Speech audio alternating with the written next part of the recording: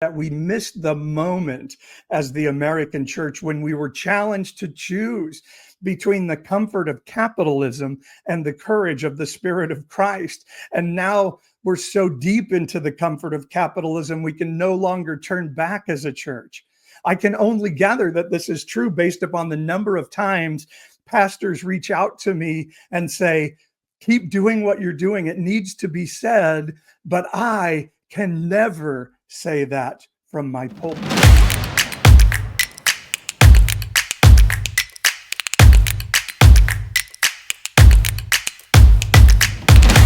Today, we're going to talk about, do we choose the comfort of the mob or the courage of the Spirit of Christ? And so this is my message today for people of faith. You can have the comfort of being part of the mob, or you can have the courage of the Spirit of Christ. You cannot have both. The Hebrew scripture offers comfort in the valley of the shadow of death and in the presence of our enemies, but it calls one fat and a thief who seeks comfort when surrounded by those conglomerated under a mindset of a principality together. The mob wanders around with torches and pitchforks trying to determine who is us and who are them. Those who follow the Spirit of Christ first use divine wisdom to figure out who am I, and then look around at who has been kicked out of the mob and say, those are the people I'm going to stand with, as Christ did with the Samaritan woman. The mob seeks approval of those around them who share a sectarian set of beliefs. The follower of the Spirit of Christ says, I'll lose my reputation in that enslaving society of the mob to sit in allyship with those the mob hates and seeks to injure with their pitchforks. You know, it doesn't take courage to be part of the mob, to be shielded from arrows by the bodies of others, although it is quite understandable, knowing the very evolutionary need of human beings to find safety, value, and purpose in the easiest manner possible. But seeking those things in the mob requires you to sell your soul, to give up the very soul that tells us that we should be fighting for the ones the mob hates, to shut off this natural understanding that we survive as humanity. Our very survival requires the protection of those that we might call the least of these. And to give that up as a purpose of ourselves requires decades of concerted indoctrination and grooming that tells us the mob is the only place where we are safe. We look for a leader that says, only I can save you.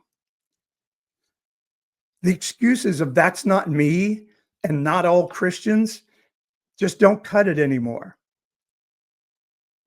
There's a reason the Christian New Testament curses the lukewarm. The Jesus of the Bible called everyone in Jerusalem murderers of the prophet, not just those with blood on their knives or blood on the stones of the rock throwers. MLK called the mob the white moderate. And he said they were more dangerous and more problematic than the Ku Klux Klan. Today, we might call them side B Christians.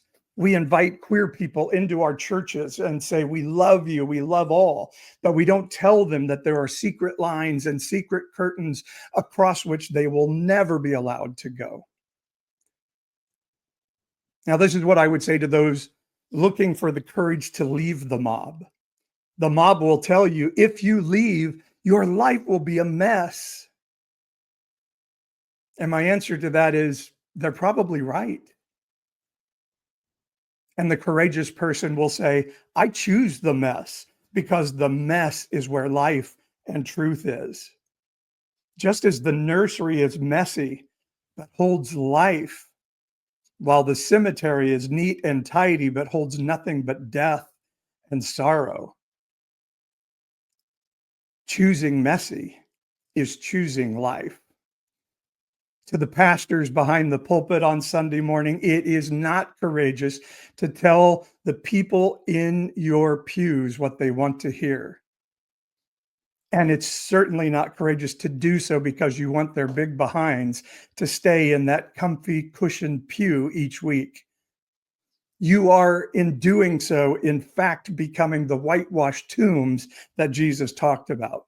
Oh, I get it. I was there as a pastor. When I told the truth to those butts in the padded seats, I faced the fearful stares of my staff the next week as we remembered that some of our biggest givers had stood up and left during the Sunday morning service.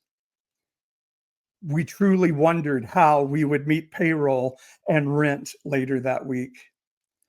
Maybe the problem of that is that we missed the moment as the American church when we were challenged to choose between the comfort of capitalism and the courage of the Spirit of Christ. And now we're so deep into the comfort of capitalism, we can no longer turn back as a church. I can only gather that this is true based upon the number of times pastors reach out to me and say, keep doing what you're doing. It needs to be said, but I can never say that from my pulpit.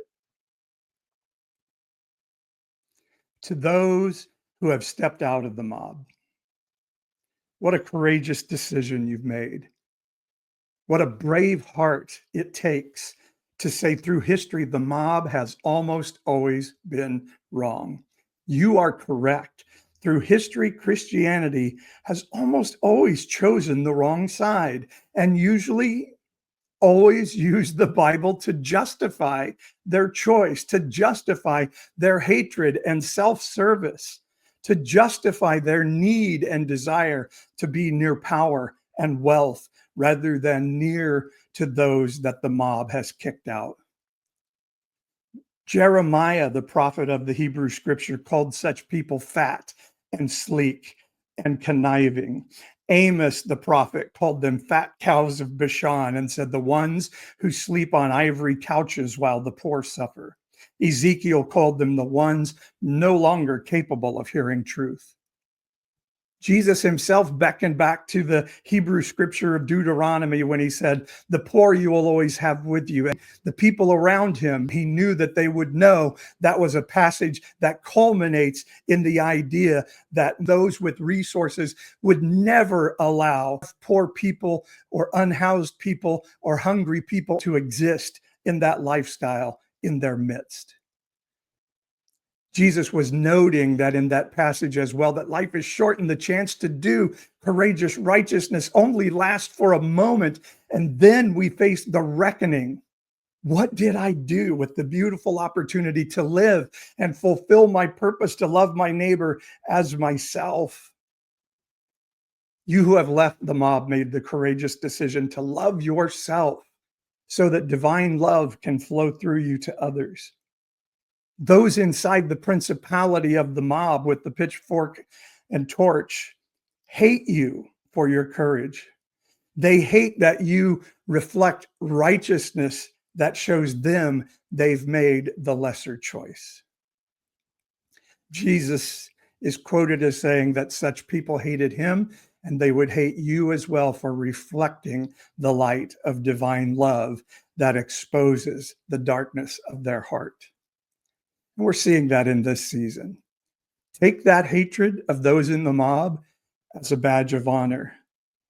Let yourself feel the pain of it, but understand it means you're pursuing the messiness of life. That hatred is an affirmation that you've chosen the courage of Christ over the comfort of the mob.